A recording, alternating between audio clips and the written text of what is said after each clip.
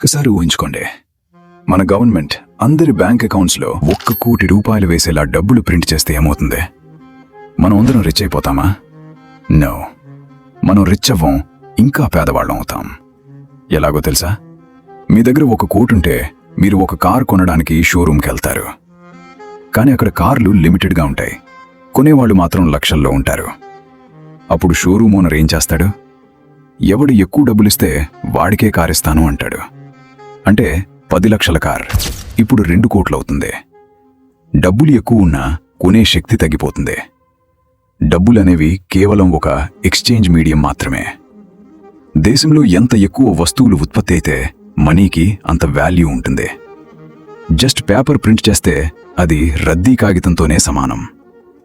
అందుకే దేశాలు డబ్బుల్ని ప్రింట్ చేయవు, జీడీపీని పెంచడానికి ట్రై చేస్తాయి. ఈ లాజిక్ మీకు నచ్చితే వెంటనే లైక్ కొట్టి మన ఛానల్ని సబ్స్క్రైబ్ చేయండి.